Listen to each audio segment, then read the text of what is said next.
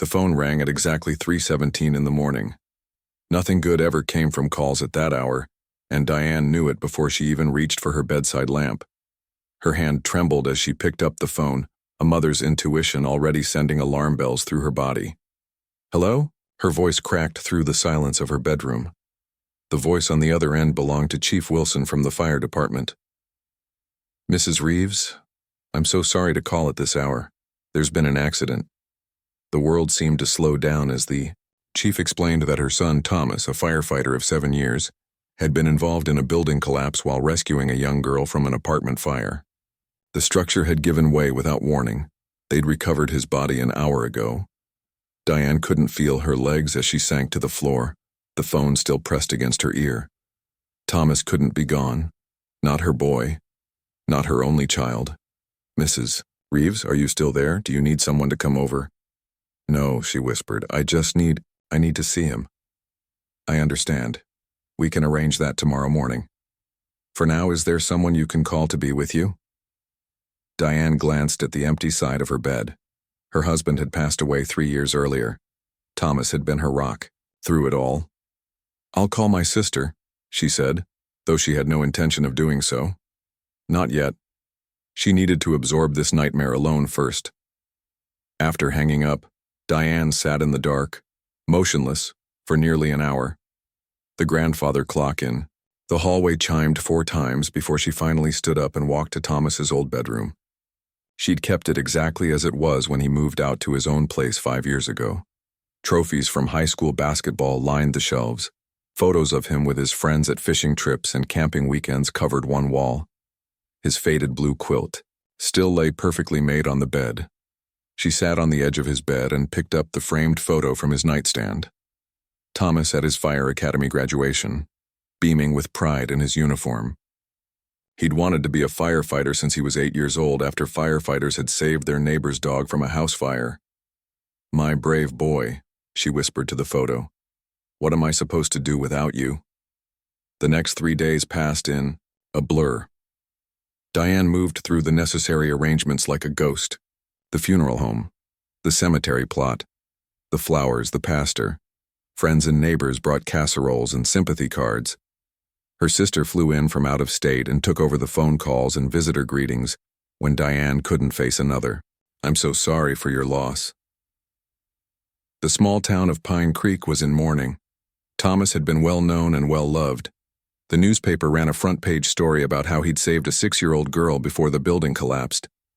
"Local hero dies saving child," the headline read. Diane couldn't bring herself to read the article. On the 4th day after Thomas's death, Chief Wilson and another firefighter, Ben, came to Diane's house with a box of Thomas's belongings from his locker at the station. "We thought you might want these," the chief said gently, setting the cardboard box on her kitchen table. Diane nodded, unable to speak. After they left, with more awkward condolences and shoulder pats, she sat at the table staring at the box, for a long time before finally opening it. Inside were Thomas's spare uniform pieces, a few books, some energy bars, his water bottle, and his wallet. At the bottom of the box was his phone, which had somehow survived the building collapse. Diane held it in her hand, wondering if it still worked. The screen lit up when she pressed the power button. The battery was at 27%. She found herself scrolling through his recent text messages, hungry for any connection to her son. Most were ordinary exchanges with friends about weekend plans or with coworkers about shift changes. But then she found a conversation from just 3 days before the fire. That made her pause. "I need to talk to you about what I found," Thomas had written to someone saved as LP. "It's worse than we thought, not safe to discuss over text. Meet tomorrow?" The reply read, "Be careful who you tell. Eyes everywhere. I'll be there." Diane frowned.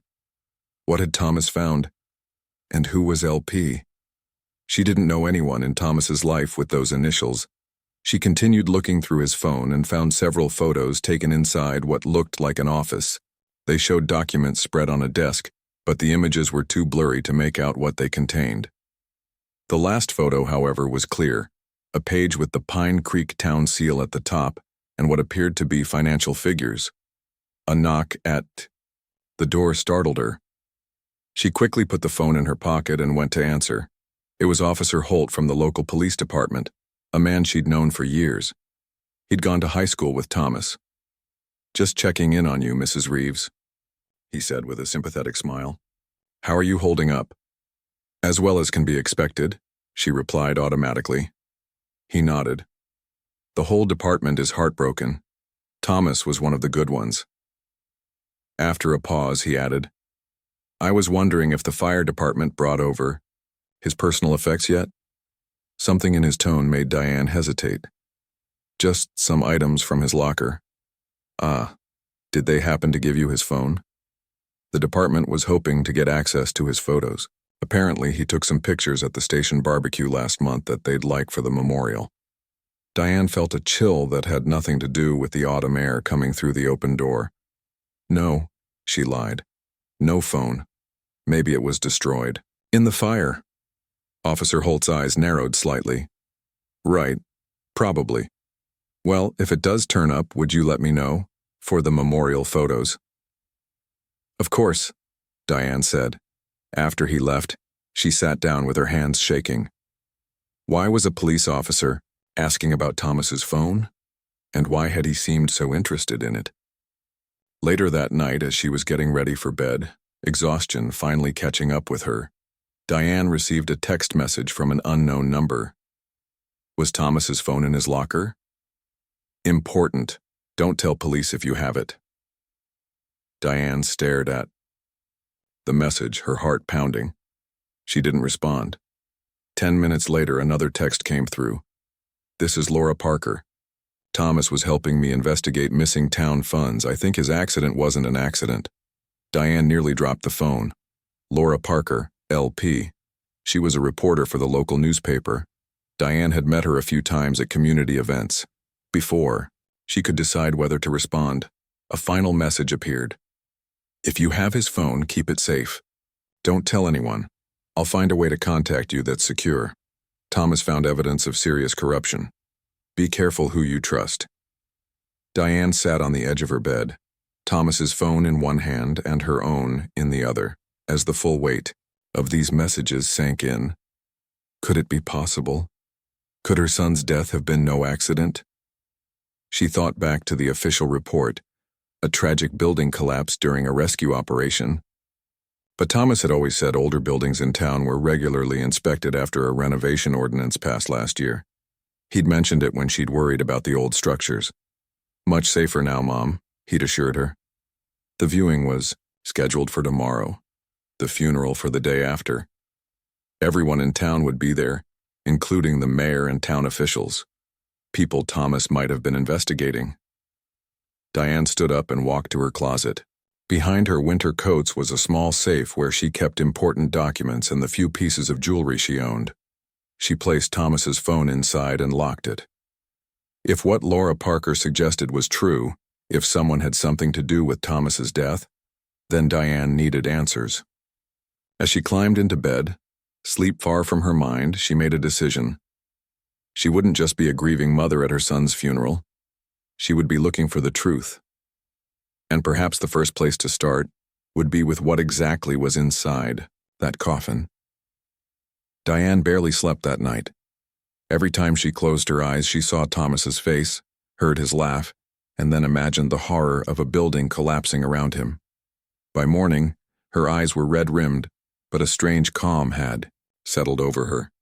If someone had done something to her son, she would find out who and why. The day of the viewing arrived with a heavy gray sky that matched Diane's mood. She dressed carefully in a simple black dress that Thomas had once told her looked nice on. "You should wear colors more often, Mom," he'd said. "But that black dress is pretty good too." The memory made her smile despite everything. As she was pinning her hair back, her sister Judy knocked on the bedroom door. "Ready?" Judy asked gently. She'd been staying in the guest room since arriving 2 days ago, handling the flood of casseroles and sympathy cards from neighbors. "Almost," Diane replied. She opened her jewelry box and took out the silver locket Thomas had given her for Mother's Day years ago. Inside was a tiny photo of him as a toddler, grinning with chocolate ice cream all over his face. "He'd be proud of how strong you're being," Judy said, squeezing her shoulder. Diane nodded but didn't respond. She hadn't told her sister about the messages from Laura Parker or her suspicions. Not yet. She needed more than just text messages and blurry photos before dragging anyone else into whatever this was. The funeral home was already crowded when they arrived. The town had turned out in full force to honor their fallen hero. Firefighters in dress uniforms stood at attention near the closed coffin. The mayor and several town council members clustered near the entrance, shaking hands and offering solemn nods. Diane scanned the room, seeing familiar faces through new, suspicious eyes. Who among them might have wanted to harm her son? Who might have secrets worth killing for? She spotted Officer Holt standing near the back, his eyes following her as she moved through the room. Chief Wilson approached, offering a hug and leading her to the front row of chairs. The coffin loomed before her, closed as she had requested. She couldn't bear the thought of seeing Thomas that way, even though now she wondered what or who was actually inside. "Mrs. Reeves," a soft voice said beside her. She turned to find a woman in her early 30s with copper-colored hair pulled back in a neat bun. She wore wire-rimmed glasses and a conservative dark blue suit. "I'm so sorry for your loss." Diane recognized her immediately as Laura Parker, the reporter from the local paper. Up close, Laura's eyes were intense and alert despite her somber expression.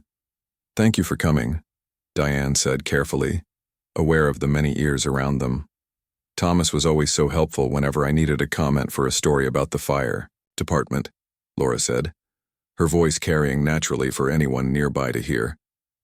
Then she leaned closer, as if sharing a personal memory, and whispered, "Back corner of the parking lot, 20 minutes, come alone." Before Diane could respond, Laura had squeezed her hand and moved on, greeting others in the room with the same professional sympathy. Diane watched her work the room, stopping to speak with the mayor briefly, her reporter's notebook in hand as if gathering quotes for a story about the beloved firefighter. For the next 15 minutes, Diane accepted condolences in a daze, her mind racing. Should she meet Laura? Could she trust her? The messages on Thomas's phone suggested he had trusted her, but what if it was all some elaborate setup? "I need some air," she finally told Judy. "Just for a few minutes." "Want me to come with you?" Judy asked. "No, I just need a moment alone. I'll be right back." The autumn air was crisp as Diane stepped outside. She walked around the building to the back parking lot, her heart pounding. The lot was mostly empty at this end, with just a few cars parked. In the far corner, as she approached, she saw Laura leaning against an older model blue sedan, checking her watch. "I wasn't sure you'd come," Laura said when she spotted Diane.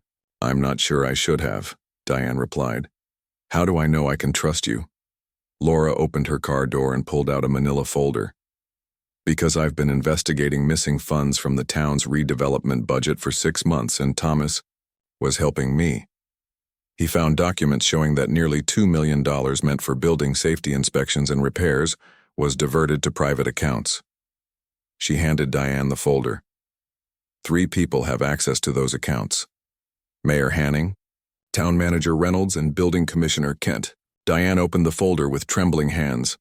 Inside were bank statements, photocopies of checks with suspicious signatures, and a list of buildings that had been marked as inspected and approved, but, according to Thomas's notes, had never actually been examined.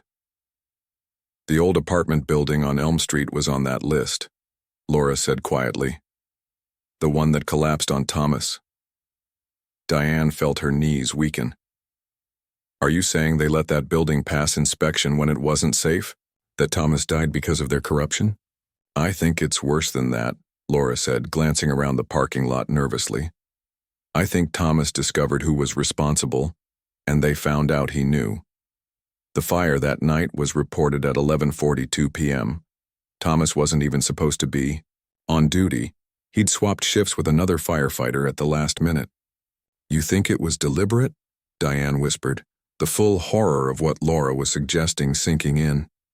"They started a fire knowing he would respond, and that the building might collapse? I can't prove it yet. Laura admitted. But it's a hell of a coincidence. And now the police are very interested in finding Thomas's phone. Did you bring it with you today? Diane shook her head.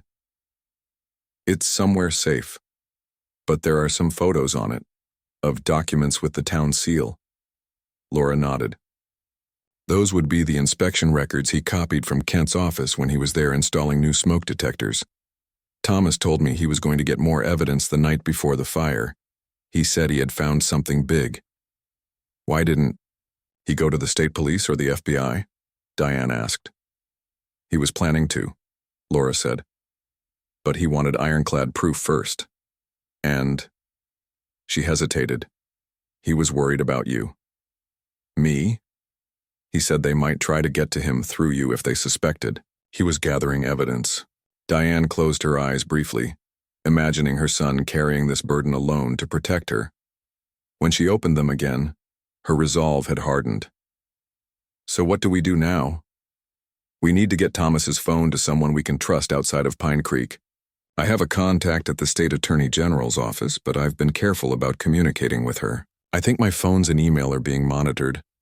A door slammed somewhere nearby, making both women jump. We shouldn't be seen together too long, Laura said urgently. Listen, the funeral is tomorrow. Everyone will be there. It might be our best chance to. She stopped abruptly as a police cruiser slowly circled through the far end of the parking lot. Officer Holt was behind the wheel, his gaze sweeping across the area. Take this, Laura whispered, pressing a small flip phone into Diane's hand. It's a prepaid phone, no GPS. My number is programmed in. Call me tonight after 11.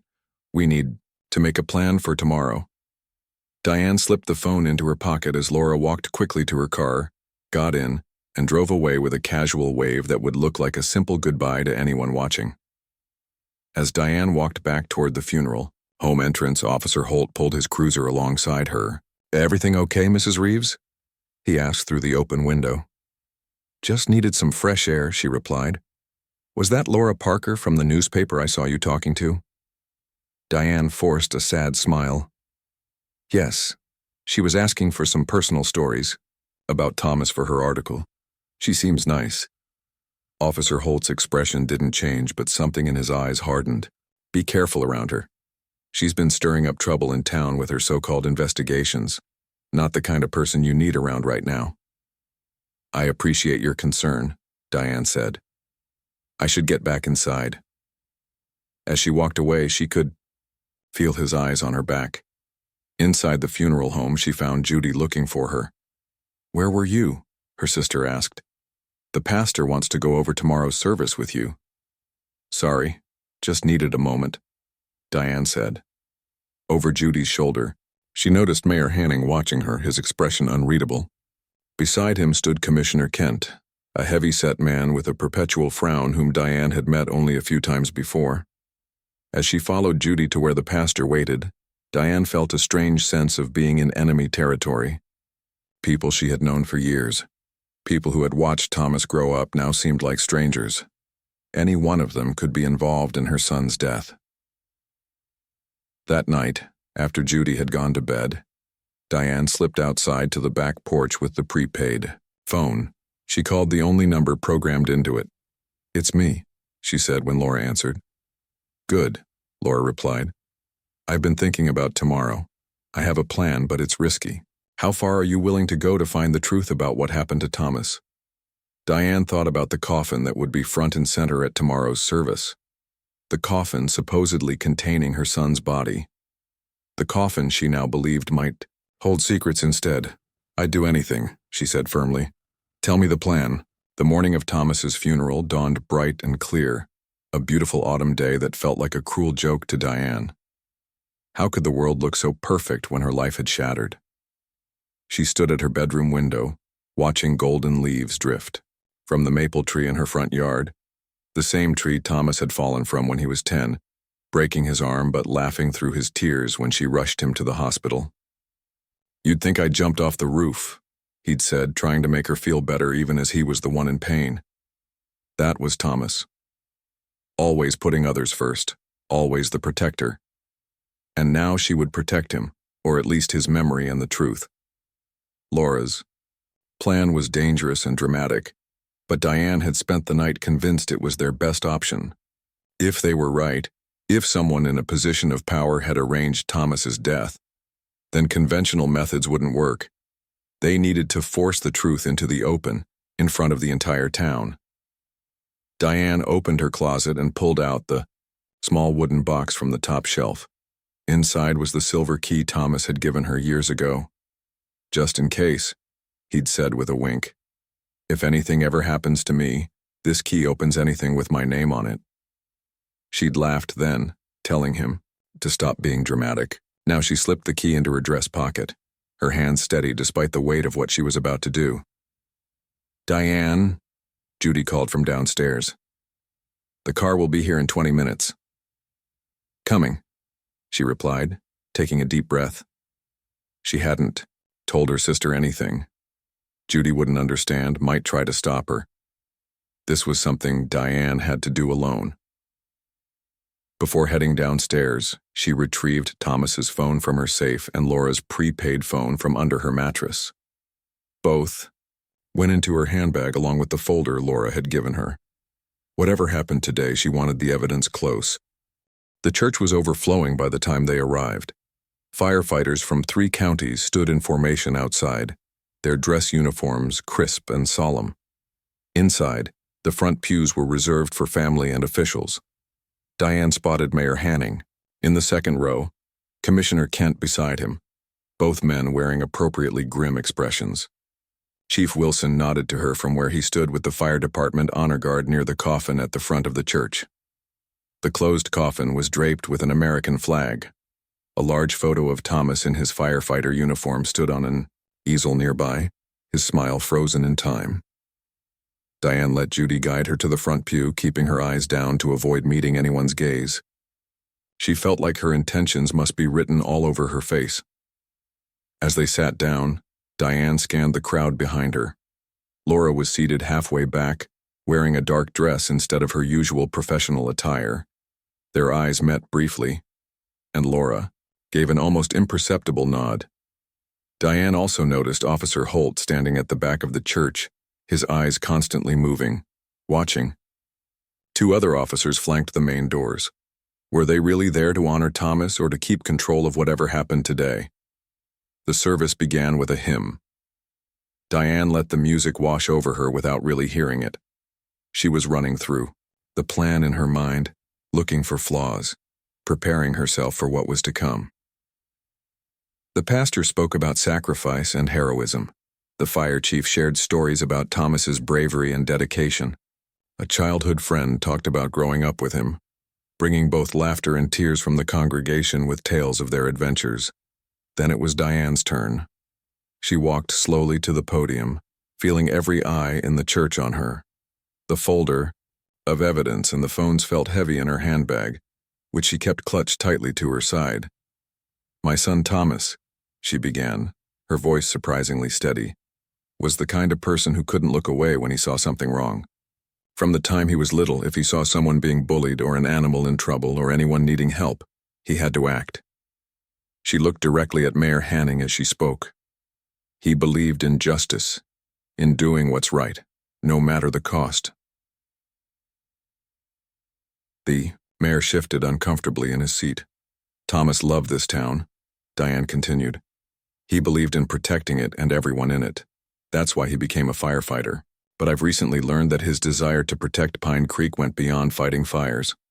A murmur went through the congregation. This wasn't the usual grieving mother's eulogy they had expected. "My son discovered something dangerous happening in our town," Diane said, her voice growing stronger. "Something that put lives at risk, and I believe that discovery cost him his life." The murmur turned into a buzz of confusion.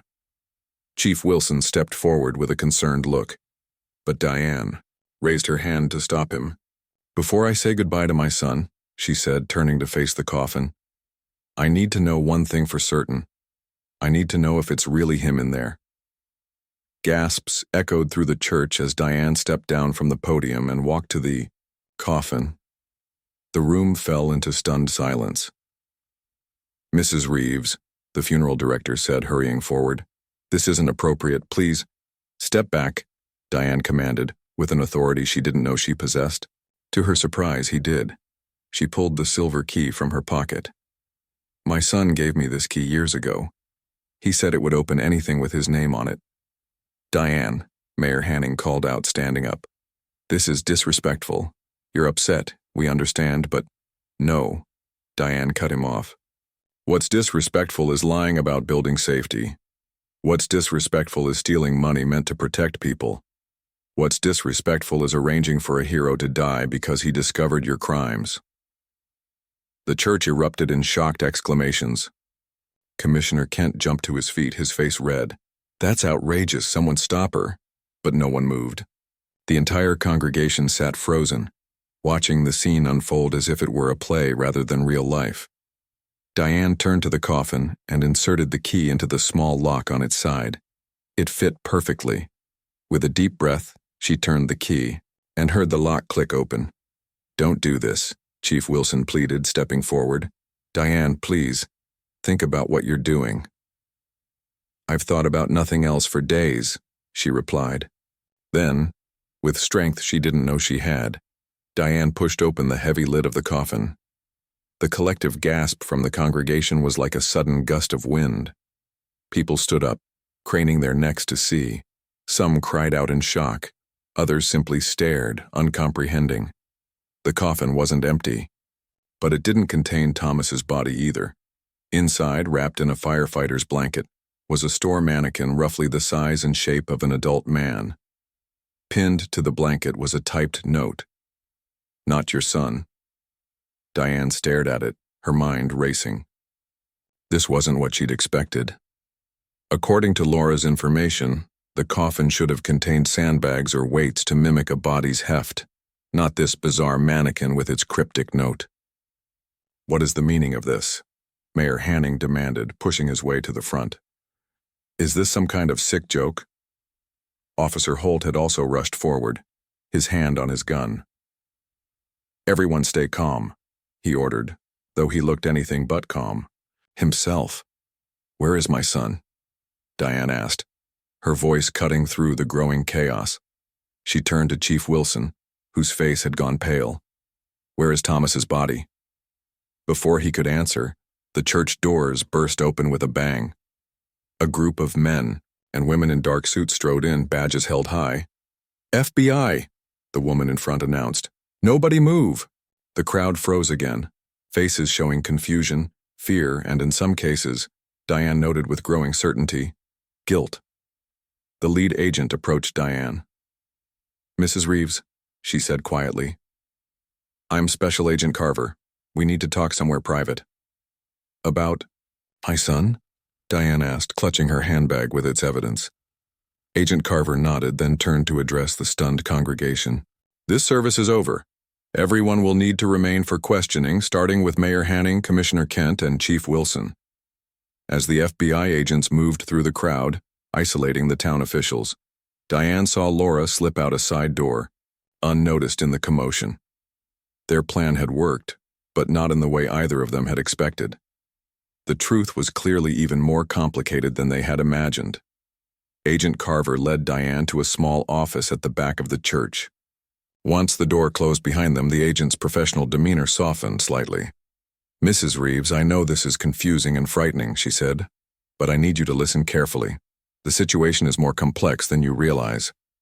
Is my son alive? Diane asked, her voice barely a whisper. Agent Carver hesitated. We don't know for certain, but we have reason to believe he might be. Hope, wild and dangerous, surged through Diane's chest. What? Your son contacted a colleague of mine 2 days before the fire, the agent explained. He said he had evidence of corruption and criminal negligence involving Pine Creek officials and organized crime connections. He was arranging to turn over evidence and enter protective custody. She paused. The night of the fire, someone matching Thomas's description was spotted crossing the state line, hours after he was reportedly killed. We've been investigating quietly ever since. Then what was in that coffin? Diane asked. A message, Agent Carver said grimly. Either from someone trying to tell you your son is alive or from someone trying to smoke him out. We were hoping your actions today might force whoever is responsible into the open." "You knew what I was planning?" Diane asked, stunned. "Let's just say we've been keeping a close eye on certain communications in Pine Creek," the agent replied with a small smile. "Now I believe you have a phone and some documents that might help us find your son and the people who tried to harm him." Diane opened her handbag and handed over Thomas's phone and Laura's folder. "Everything I have is yours if it helps find Thomas." Agent Carver nodded gratefully. "We're going to take you somewhere safe, Mrs. Reeves. If your son is alive, the people who tried to kill him once won't hesitate to use you to get to him." As they prepared to leave through a back exit, Diane turned back toward the main church, where the coffin still stood open, its strange contents exposed to the world. "Do you think I'll see him again?" she asked quietly. Agent Carver placed a gentle hand on her shoulder. "If Thomas Reeves is half as determined and brave as his mother, I'd say your chances are very good." For the first time since that terrible phone call in the middle of the night, Diane felt something like hope unfurling in her chest. Her son might be alive, and if he was, she would find him, no matter what. The safe house was a small cabin about 2 hours outside of Pine Creek, nestled among pine trees with a view of the mountains. Diane sat on the porch swing, wrapped in a blanket against the evening chill, watching the sunset paint the sky in shades of orange and pink. It had been 3 days since the funeral, 3 days of questions and waiting and hoping. Inside, Agent Carver and her team pored over Thomas's phone, Laura's documents, and the evidence they'd gathered during the arrests in Pine Creek. Mayor Hanning, Commissioner Kent, and Chief Wilson were all in custody, along with several other town officials. The investigation had blown wide open, revealing a web of corruption more extensive than anyone had imagined. Diane sipped her tea, remembering the look of shock on everyone's faces when she had opened that coffin. The FBI had whisked her away before she could talk to her sister or anyone else. She'd only had time for a quick hug with Judy, and a promise that she would explain everything when she could. The screen door creaked open behind her, and Agent Carver stepped out holding a manila folder. Unlike the suits she'd worn in Pine Creek, here she dressed casually in jeans and a sweater. It made her seem more human, less intimidating. "Mind if I join you?" she asked. Diane gestured to the space beside her on the swing. "Any news?" "Some," Agent Carver said, sitting down. "We've been able to piece together most of what happened." She opened the folder and pulled out several photos. The corruption in Pine Creek went back at least 5 years. Mayor Hanning and his associates were siphoning money from federal grants, meant for infrastructure improvements, particularly building safety. "And Thomas found out," Diane said. "Yes, but it was even more dangerous than that." Agent Carver showed her a photo of Mayor Hanning shaking hands with a well-dressed man Diane didn't recognize. "This is Vincent Donatelli. He runs one of the largest construction companies in the state, and according to our investigation, he's also connected to organized crime." The mayor was steering all the contracts to Donatelli's company, which did substandard work or sometimes no work at all, and they split the profits. Diane felt a chill that had nothing to do with the evening air. "And my son stumbled into the middle of this." "Not exactly stumbled," Agent Carver corrected gently. "From what we can tell from his phone and testimony from Laura Parker, Thomas suspected something was wrong for months. The fire department was being called to an unusual number of structure problems, gas leaks, electrical fires, even a couple of partial collapses. As the town's fire inspector, he started looking more closely at the building records. That's when he found the falsified inspection reports," Diane said, remembering Laura's explanation. Agent Carver nodded. He and Laura were gathering evidence. Then, about a week before the apartment building fire, Thomas discovered something that escalated everything. She pulled out another photo. This one showed a construction site with what looked like large metal containers being unloaded from a truck. "What am I looking at?" Diane asked. Thomas took this photo behind one of Donatelli's construction sites. Those containers weren't just carrying building materials. According to our intelligence, Donatelli was using his legitimate construction business to smuggle drugs and weapons through Pine Creek. The building projects were just a cover. Diane stared at the photo, her hand shaking slightly. So this wasn't just about stealing money. They were using our town for criminal activities. Exactly. And when Thomas started asking questions about building inspections, someone got nervous. They started watching him. We think that's when he realized how dangerous the situation was and reached out to us. But then why the fire? Why make it look like he died if they knew he was gathering evidence? Why not just... Diane couldn't finish the sentence. Agent Carver's expression softened. Two reasons. First, they probably didn't know exactly what evidence he had or who else was involved. Killing a firefighter outright would bring too much attention, but if he died in the line of duty, in a tragic accident, it would just look like bad luck, Diane finished, feeling sick. And second, Agent Carver continued, we think it wasn't supposed to go that way. Based on what we've pieced together, they set the fire in that old apartment building to destroy records stored there. Records that might have linked Donatelli's company to the substandard work. They didn't expect the fire to get so big so fast, and they didn't expect Thomas to be on duty that night. He switched shifts with someone. Diane remembered what Laura had told her. Yes. When the building started to collapse and they realized Thomas was inside, it became the perfect cover. Chief Wilson declared him dead at the scene, though no body was ever actually recovered from the rubble. Diane's heart was pounding. Now. So he could have escaped somehow? He could be alive? Agent Carver hesitated. It's possible. We've been following leads, but we have to be careful. If Thomas did survive and is in hiding, making the wrong move could put him in danger. A car engine sounded in the distance, growing louder as it approached the cabin. Agent Carver tensed, her hand moving toward the gun at her hip. Are you expecting someone? Diane asked, suddenly alert. No, Agent Carver replied, standing up. Get inside, please. Diane hurried into the cabin as two other agents moved to the windows, weapons ready. Through the curtains, she saw a dark SUV pull up and stop.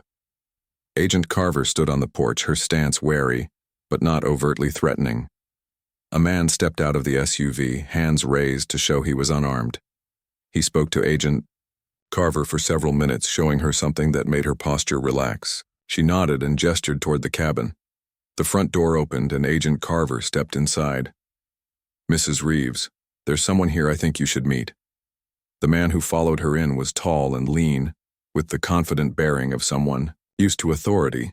He extended his hand to Diane. Mrs. Reeves, I'm Special Agent Brennan with the U.S. Marshals Service. I understand you've had a very difficult week. The Marshals Service? Diane repeated, confused. What does this have to do with my son? Agent Brennan exchanged a look with Agent Carver, who nodded encouragingly. Mrs. Reeves, I'm here because we have reason to believe your son Thomas is alive and currently under our protection in the Witness Security Program. The room seemed to tilt sideways.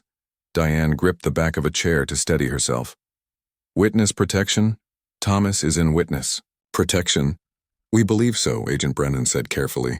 3 days before the fire, a man identifying himself as Thomas Reeves contacted our office with evidence of corruption and organized crime activity in Pine Creek. He was scheduled to meet with us the night of the fire, but never showed. The next morning, someone matching his description used a prearranged emergency protocol at one of our safe locations in the next state. Why are you only telling me this now? Diane asked, her voice rising with emotion. Protocol, Agent Brennan replied simply. When someone enters witness protection, we sever all previous connections. No contact with family or friends, it's for everyone's safety. Then why are you here? Diane demanded. Why tell me at all? Agent Carver stepped forward. Because of what you did at the funeral, Mrs. Reeves. Your actions helped us arrest the key players in this conspiracy much faster than we could have otherwise. The danger has been significantly reduced. And, Agent Brennan added, because the person in our protection has been insistent about making contact with you. Once we confirmed the major threats were in custody, we made an exception to protocol. Diane's heart was hammering so hard she could barely hear over the rush of blood in her ears. Is Thomas here? Agent Brennan shook his head. No, for security reasons, we couldn't bring him here. But if you're willing, we can take you to him. Now? Diane asked, already moving toward the door. Yes, now, Agent Brennan said with a small smile. Pack what you need for an overnight trip. It took Diane less than 5 minutes to gather her few belongings. The drive that followed seemed endless, winding through mountain roads as darkness fell completely. They switched vehicles twice, standard procedure according to Agent Brennan, to ensure they weren't being followed. Late that night, they arrived at another cabin, this one even more remote than the first. A single light burned in the window. As they pulled up, the front door opened, spilling warm light onto the porch steps. A figure stood in the doorway, tall and broad-shouldered, backlit so his face wasn't visible. But Diane would know that silhouette anywhere. Wait here, Agent Brennan said gently as the car stopped. Let him come to you. Diane could barely breathe as the door opened and she stepped out into the cool night air. The figure from the doorway was moving toward her, stepping into the glow of the car's headlights. Thomas's face was thinner than she remembered, with several days' worth of beard and dark circles under his eyes. But his smile, that was exactly the same, lighting up his face just as it had since he was a baby. Mom, he said, his voice cracking. Diane couldn't speak. She closed the distance between them in 3 steps and wrapped her arms around her son, holding him so tightly she could feel his heartbeat against her own. He was solid and warm and alive. I'm so sorry, Thomas whispered against her hair. I never wanted to put you through this. Diane pulled back just enough to see his face, to touch his cheek and assure herself he was real. You're alive, she said. That's all that matters. They stood together in the headlights' glow, neither willing to let go. The agents gave them space, stepping back to the cabin to allow them privacy. How did you escape the fire? Diane finally asked. Thomas guided her toward a bench near the cabin's porch, his arms still around her shoulders as if afraid she might disappear. I was never in it, he admitted. Not really. I got a warning just 10 minutes before my team was called out. A text message from an unknown number. Don't go into the East Wing. It's rigged to come down. I didn't know what it meant until we arrived at the scene. Who sent it? Diane asked. I still don't know, Thomas said. Someone on the inside who got cold feet, maybe. When we entered the building, I told my team I'd check the East Wing alone. Instead, I slipped out the back. I hated leaving them, but I knew what would happen if I stayed. The building collapsed. Thomas nodded, his face grim. Right where I would have been. Chief Wilson declared me dead without even searching for a body. That's when I knew for certain he was involved. You could have told me, Diane said, unable to keep the hurt from her voice. I wanted to, Thomas insisted, but the U.S. Marshals made it clear. Any contact could put both of us in danger. I thought you would be safer if you genuinely believed I was dead. He shook his head. I never imagined you would do what you did at the funeral. Despite everything, Diane found herself laughing softly. I never imagined it either. I just knew I couldn't let them get away with what they'd done. Thomas squeezed her hand. The marshals showed me the news coverage. Grieving mother exposes. Town corruption, all the headlines said. You're famous, Mom. I don't care about that, Diane said. I just wanted the truth. I wanted justice for you. They talked through the night, filling in the gaps of their separate journeys to this moment. Thomas explained the evidence he'd gathered, the criminal network he'd uncovered, and how the marshals had created a new identity for him in a town 3 states away. As dawn broke over the mountains, Agent Brennan approached them on the porch, where they still sat, unwilling to waste a moment of their reunion on sleep. I hate to interrupt, he said apologetically, but we need to discuss next steps. Next steps? Diane asked. Agent Brennan nodded. The arrests in Pine Creek have eliminated the immediate threat, but Donatelli's organization is extensive. There will be a trial, and Thomas's testimony will be crucial. Until then, and possibly after, depending on the outcome, I need to stay in witness protection, Thomas finished. Yes, Agent Brennan confirmed. And now we need to discuss whether you'll be joining him, Mrs. Reeves. Diane looked at her son, at the face she had thought she would never see again, and knew there was only one possible answer. Where he goes, she said firmly. I go too. 3 years later, Diane stood at the kitchen window of a small house in a quiet neighborhood, watching the autumn leaves dance across the yard. She smiled as she spotted Thomas pulling into the driveway, home from his shift at the local fire department. Some things never changed, even when everything else did. They had a different last name now, Bennett instead of Reeves. They lived in a different state, in a town where no one knew their story. Thomas had a different first name too, at least officially. He was Daniel Bennett on his driver's license and work ID. But at home, when it was just the two of them, he was still Thomas to her. Some things were too precious to give up entirely. The trial had concluded 18 months ago. Vincent Donatelli, Mayor Hanning, Commissioner Kent, Chief Wilson, and 11 others had been convicted on charges ranging from corruption and fraud to attempted murder and racketeering. The case had made national headlines, with Thomas's testimony serving as the linchpin for the prosecution. Diane still remembered how it felt to sit in that courtroom, watching her son bravely tell his story.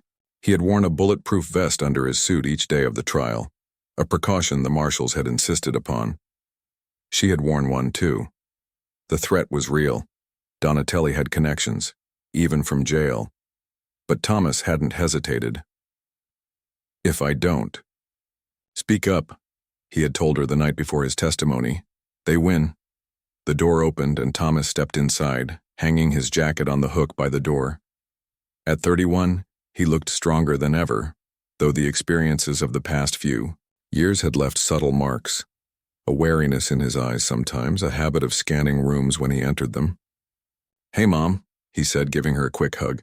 Sorry I'm late. Got caught up talking with Dave about the new equipment. No problem, Diane replied. Dinner's almost ready anyway. As they set the table together, moving around each other with the easy rhythm of people who have shared a space for years, Diane's phone buzzed with a message. She checked it and smiled. Laura's article won the national award, she told Thomas. The one about small-town corruption and its impact on community safety. Thomas nodded with satisfaction. She deserves it. Without her, none of this would have come to light. Laura Parker had become something of a celebrity journalist after the Pine Creek story broke. She had written a book about the case and now worked for a major newspaper. But she still kept in touch with Diane and Thomas, one of the few connections to their old life they had maintained. Oh, and Judy called earlier, Diane added, setting glasses on the table. She's loving Florida, says we should visit during winter. Judy was the only family member who knew their new identities and location. After the funeral incident, she had been brought in and briefed by the FBI. Monthly phone calls and rare, carefully arranged visits were all they had now. But Diane was grateful for even that much. Many people in witness protection lost all family connections. We should, Thomas agreed. Maybe for Christmas if I can get the time off. They ate dinner, talking about ordinary things. Thomas's work, Diane's part-time job at the local library, the new couple who had moved in across the street. In many ways, their life was normal now, peaceful. But they both knew how fragile that peace was, how quickly everything could change. After dinner, as they were clearing the dishes, Thomas paused, seeming lost in thought. What is it? Diane asked, recognizing the look on his face. I ran into someone today, he said slowly. A guy passing through town. He was asking about local properties for sale, said he was from a real estate investment group. Diane felt a familiar tightness in her chest. And? He asked a lot of questions about me, about the town, nothing overtly suspicious, but... Thomas shrugged, trying to seem casual, but Diane could see the tension in his shoulders. Did you tell Agent Walsh? Agent Walsh had replaced Agent Brennan as their marshal's contact last year. Thomas nodded. Called him right after. He said he'd look into it, but probably nothing to worry about. Probably. That word, probably, had become a constant in their lives. Probably safe. Probably just a coincidence. Probably nothing to worry about. Living in witness protection meant living with uncertainty, with the knowledge that probably could turn to definitely not in an instant. What do you think? Diane asked. She had learned to trust her son's instincts. Thomas sighed, running a hand through his hair. Honestly, it felt off. But that's the problem with this life. Everything can feel off when you're always looking over your shoulder. They finished the dishes in silence, each lost in their own thoughts. Later that evening, as they sat in the living room watching TV, headlights swept across the window. Thomas was on his feet immediately, peering through the curtains. A car just parked across the street, he reported, his voice low. Black sedan, tinted windows. Diane joined him at the window. The car sat there, engine off, lights out. No one got out. Could be nothing, she said, not believing it herself. Could be. Thomas agreed. He moved to the hall closet and retrieved a small locked box from the top shelf. Inside was a gun, provided by the Marshal Service along with training for both of them. Just in case. Diane got her phone and pulled up Agent Walsh's number, ready to call if needed. They had rehearsed this drill dozens of times, though thankfully they'd never had to act on it for real. Minutes ticked by. The car remained. Then Thomas's phone rang, making them both jump. He checked the screen and relaxed, slightly. "It's Walsh," he said before answering. Diane watched her son's face as he listened, seeing the tension gradually leave his body.